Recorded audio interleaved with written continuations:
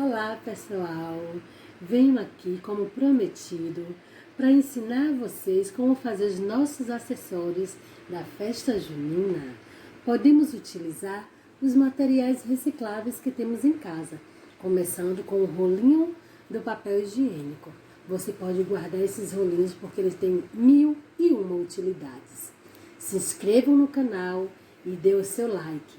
Vamos então começar a fazer a fogueira de São João.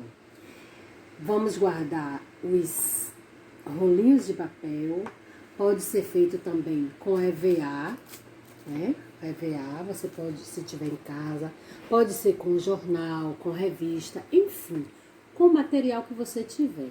Vamos precisar de cola rápida, tesoura e aqui temos também o papel celofane. Como não encontramos o amarelo, vamos fazer o improvisado aqui para ficar legal, ok? Vamos lá então. Vamos pegar a cola e passar aqui no rolinho para colar um no outro para fazermos a fogueira. Depois de colarmos aqui os canudinhos do papel, se vocês quiserem podem pintar para ficar mais bonito, né? De marrom, a cor que vocês quiserem, sejam criativos. Peguei aqui um pedacinho de EVA, ou pode ser qualquer papel vermelho, como eu não encontrei o celofane vermelho. Então eu vou utilizar pedacinho de EVA, fazendo rolinhos, ó, fazendo rolinhos, como se fosse as madeirinhas, né? No meio da fogueira, pegando fogo. Passei um pouquinho de cola, certo? Segurei aqui, ok.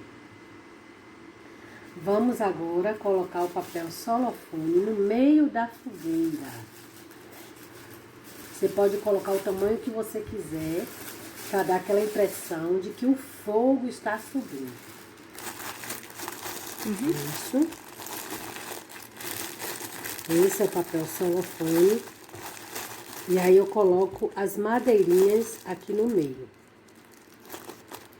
feitas de EVA vermelho, ok? Aqui eu posso estar amarrando. Aqui está a nossa fogueira do São João.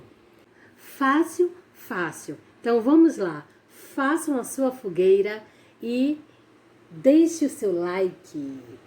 Ok? Beijos, amanhã teremos mais.